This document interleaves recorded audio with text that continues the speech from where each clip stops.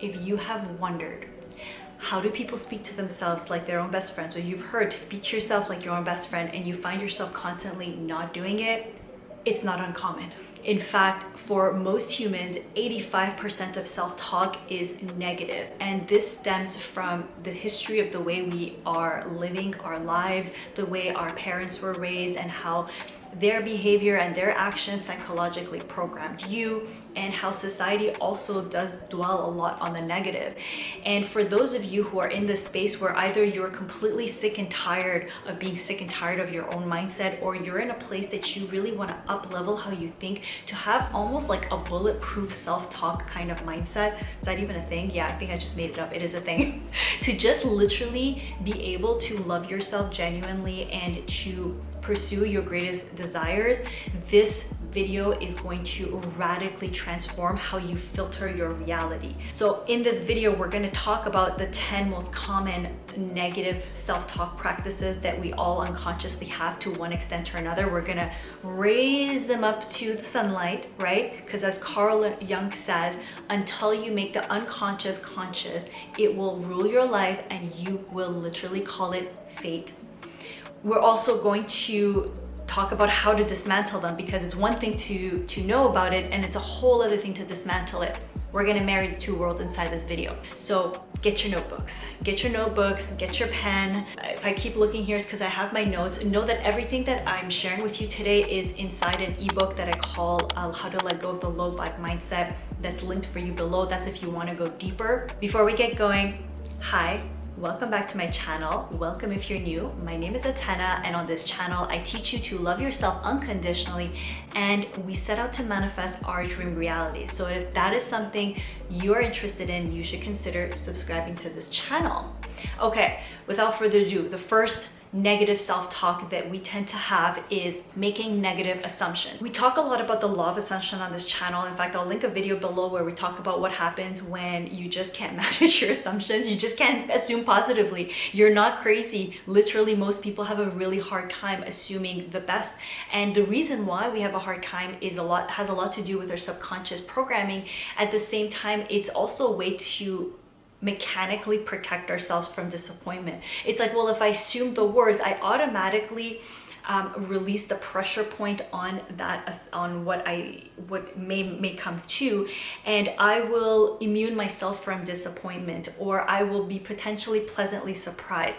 Now, there's a way to do this in a healthy way, but when you get into this place where you start assuming the worst about yourself because of potentially past behaviors, or a lot of times I notice people will take the negative things that happen to someone else, they'll depersonalize and say, you know, when you catch yourself saying, well, you know, when you tend to do this and you tend to do that, and this and that negative thing might happen. If you catch yourself ever saying a sentence like that, I want you to press rewind and say, you know, when I assume that I'm going to do this thing and then this negative thing happens, and right away you're like, wait a minute, why am I assuming this negative thing? What's my benefit here? No, remove that. Write it down when you have a negative assumption. And again, write all of these down.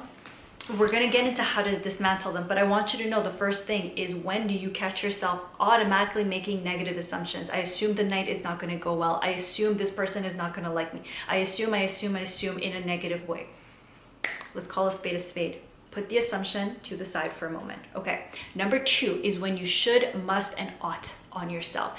I should have done this better. I must do this better. I ought to have known this better.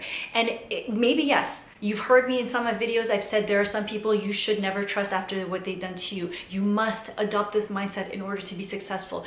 Yes, yes, yes, yes, yes. But 99% of the time, if you replace must, ought, what's the third one? Must, ought, should, wow, with I could, literally, I could have planned my day better so that I was more prepared for this. I could choose to set up my morning routine to serve me throughout the day. You bring yourself to a place where you're removing judgment. And one of the sentences I wrote in the ebook is that when you should, ought, and must on yourself, you impose rules on yourself that once they're broken, you are deemed unworthy. Okay? It's a very big difference to say, for instance, you know what? I'm on a health journey and I really shouldn't have eaten like all that garbage. Yeah, you probably shouldn't have eaten that garbage. But when you should like that, subconsciously what it does is says, I'm not worthy of health. I'm not like strong enough. I'm not good enough. It's crazy how much of this happens. If you were to just replace it with, you know what, I'm on a health journey. I could have been better prepared for this emotional turbulence that came my way, and so maybe I could have had like a list of things I could have done instead of eating all that garbage, or I could have my fridge better planned so that I'm less tempted to eat garbage when things happen, so that it makes it easier for me to change my habits. So just literally every time you catch yourself saying I should, must, ought, replace it with could. Could puts you back in control. Could puts you in the driver's seat of choice, of worthiness of that choice. Number 3, when you live in manifestation overload la la land. I made this term up, but it's one of the secrets to remembering these is to make it easier. So basically, it's refusing to accept challenges in this life. And a lot of manifestation coaches and manifestation videos will tell you that you got to always be high vibe, expanded, and never do they really talk about feeling contracted, feeling low, going through challenges in this life. One of the things that I will preach till I'm blue in the face is that going through challenges is a part of life, and it's such a flex. When you've gone through a challenge and you tell yourself, I can do hard things. I choose a life of ease. At the same time, I'm open to witnessing all of life. I'm open to the mountains, to the valleys, to the sunshine, to the moonlight. Like, this is your life and you get to live it. And when you put yourself in that like unfortunate negative delusion, it's a negative delusion in my perception, of manifestation overload la la land, you're opening up the gateways to being a target to disappointment in not in a good way. We all need, of course my camera died.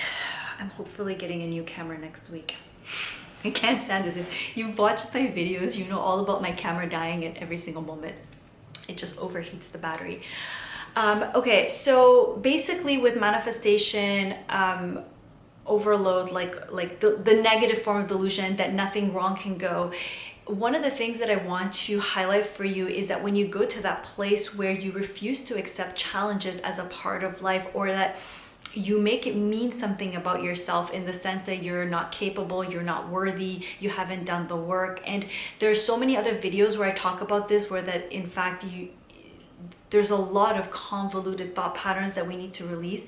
Though in this moment, what I want to highlight to you is that if you have that kind of self-talk that says, because I haven't manifested this, it means something bad about me, to remove it, and to also notice that life is full of challenges. You came here to be a human, right? Human being feels around 27 different types of emotions. Some are good, some are less fun. Some experiences of life are great, some of them are not as great as we would want them to be potentially. Though know that everything in this life serves you. In fact, sometimes when something really tragic happens, like I'll give you an example about, like, in my 20s, I manifested really amazing love. Like, I went to Argentina, I fell in love with someone, and it was a very huge manifestation. I believe that person was kind of like a twin flame, which if you know, you know, you could be great or you could be like very negative and toxic. We were great until we were very toxic. And when that relationship fell apart, I was devastated. I thought it meant that I'm not worthy of love, that I missed the boat, I'm never going to find love. But it also propelled me to learn so many things, in the sense like that person cheated on me, so I had to learn how to forgive, because it was literally consuming every single thought. It got me to seek therapy for some things that I had been avoidant of my whole life with, in terms of my family. It got me to pursue a new mindset, a new reality that I had just not looked at. And today I'm married to an incredible human who I love and who loves me, and there's such a secure attachment, and there's just like, it's not even comparable to that relationship. But at the time when that relationship failed, that manifestation blew up in my face, I thought that my life was over, when in fact it was one of the biggest blessings of my life. And so I want you to just take a moment that when you start having that negative self-talk with your manifestations, to say, hey, maybe I can't see the whole image, but how can I show myself compassion? How can I choose to witness this as a moment and accept the challenges of life? Accepting challenges of life is such a flex, in the sense that you want a life of ease. Everybody, I wanted a life of ease. Maybe that's not your goal, but like a life of ease and flow. Though at the same time, if there are never any challenges, how will you even appreciate the flow? How will you know that you're in a flow, right? Okay, number 4, the all or nothing mindset. This is when you are polarizing the good and the bad with very little space in between. And I find that a lot of the psychological programming actually comes through in our childhood in school, where you have to be the best is rewarded. It's like the best kid and the worst kid, the good boy and the bad boy, like the good girl, the bad, like all these paradigms of like not having in-betweenness. And there are plenty of room for the different shades of gray. Literally like 50 shades of gray. There's so much more to life. And when you find yourself going into that toxic self-talk and saying, oh, because I didn't achieve this, I have nothing, just notice it. Okay, right now what we're doing is bringing it to the forefront. Number 5, overgeneralizing and labeling. Technically, these are two separate, but I put them together because I find that they really feed each other well, in the sense that when you start using the word always and never, you are overgeneralizing, especially in the world where nothing is always certain. Wait, I just said nothing is always certain. Some things are certain, okay? But when you have little evidence of things, or maybe you have a lot of evidence, like your relationships will all fail until they don't, right? So if you like start overgeneralizing that, oh, all my past relationships failed, so that means I'm a failure in a relationship, you are overgeneralizing and you are putting yourself in a box, right? You're labeling yourself as unlucky and unworthy of love, when in fact there are parts of your relationship that were successful and parts of your relationships that weren't successful. So we need to dismantle this kind of self-talk. Number 6, dwelling on the negative and rejecting the positive. Ooh, for those of you who have felt waves of depression, like moi, you know that you can go down these extended pity parties and you go into a thought loop of feeling and thinking negative. The only way I can say for you to stop it is literally unplug from that energy. When you find yourself dwelling in negative thoughts and rejecting the positive, and what does that even look like? And this has happened. You're lying to me if you say this hasn't happened. Comment below if this has never happened to you, but I promise it has, okay? When have you been on your high horse about a really negative experience and then something good happens or someone says something nice and you almost crack a smile, but you're like, nope. I am feeling bad. I cannot laugh right now. Wusa. Release. Let go. Go for a walk. Drink a tall glass of cold water. Brush your teeth. Unplug from the manifestation energy. Unplug from the self-help world. Just take a moment, breathe, and be present. When you find yourself dwelling in these things, being present in the moment is a very underutilized thing. I don't know how else to put it. Anyways, we're gonna go into how to dismantle, but right now I want to bring it again to the surface. Number 7, in the digital age, this is a big one, and that is unfavorable comparisons. This is when you hold massive negative space to continuously believing that others are doing better than you, when in fact you are unique and in your own lane. So you want to ask yourself, why am I choosing to put that person's uniqueness on a pedestal over my own? Sometimes you'll see things, you'll feel waves of jealousy, and I recommend that you don't even like discriminate against your jealousy, if that's a word to use, but like sometimes people will trigger things out of you, and it's important to pay attention to the trigger. Maybe they have a lifestyle that you want and you've never admitted to yourself. But in this digital age, especially with like Instagram and TikTok and all of these, you see so much life. And this is why I love YouTube so much more, because at least it's like long form content. You get to know the person better. You understand that there's different layers to every human. So many people show just the best part of their life on social media. A lot of people put up a front, a lot of people lie, okay? A lot of people make shit up, legit. Like, I'm not gonna go down that rabbit hole because I just saw something like earlier that this is really disturbing. Anyways, woosahing out of that. But to sometimes just like, you need to unplug from other people's energies and be on your own lane. No one experiences your life but you. You don't know what goes on in other people's minds. You don't know how other people are feeling. You don't know a lot of what other people say. So if it's not inspiring you, unplug from it. Yes, pay attention occasionally when things trigger you, in the sense, like I said, someone may be showing a lifestyle that you want to live. Someone may have attained something you want to attain. Ask yourself, how did that person do it? How can I do it in my own life? But really fundamentally what it comes down to is, why am I choosing to value that person's uniqueness over my own? And in the ebook, we go into a lot deeper into this one. Number 8, personalizing and blaming. Again, these two could be separate, but I put them together because it helps remember it easier. When you personalize and interrupt in a flawed manner, that each experience, conversation, and each observation is an indication of your personal worth and value in the world. So people may not value you based on their own perception. People will project things onto you based on their own perception. Sometimes other people are going through shit, and you can't personalize it. Very often you can't personalize it, especially if you're on a public platform or you are in a space where you are speaking to a multitude of humans. Wayne Dyer said it best. He said the first time he went and did a speech in front of 500 people is when he realized there is zero way where he can control how everyone responds to him, how everyone perceives him. And in fact, if he was to take in how everyone perceived him, he would probably crumble into a little ball and like fathom away. And you can't personalize other people's projections onto you. You can't personalize other people's feelings even towards you. You can do your best to show up as your best and to be the human that you are, which is someone who goes through ups and lows and shows up imperfectly, right? that's what it is. You can't take it all so personal. And again, we're going deeper in the ebook.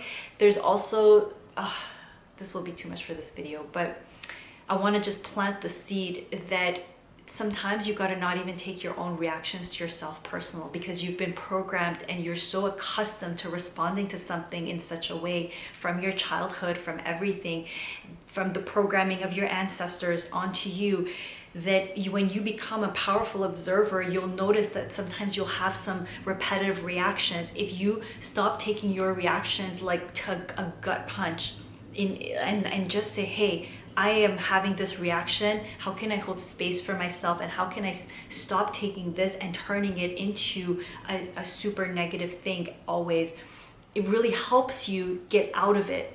I don't know if this part made sense. It's low-key one of those things that has really allowed me to upgrade, is all I can say in my mindset. And at the same time, blaming comes in, blaming other people for how you feel, blaming, going into that victimization of sometimes, if you saw the video that I posted just a couple of days ago about victimhood, and saying sometimes people are to blame for certain things, right? Society is to blame for certain things. At the same time, you can't blame anyone for how you choose to continuously feel, other than, like, I don't even want you to blame yourself. I want you to just get out of the blaming. Just take responsibility for how you feel and say, I'm choosing to feel better, and how can I make that happen every single day in different ways. Sometimes you're going to need to do some cord cutting. I have a really good meditation for that. Learning to detach from different people, detach from different situations. I have also another video for that. And taking literally moments where you release others and you just focus on rewiring your own mindset. Now, number 9 is a really big one, making feelings facts. So many people do this. You're basically using a negative filter from different events in your life, and you're confusing your thoughts and your feelings and your beliefs with facts. So making feelings facts is basically confusing how you think, how you feel with facts.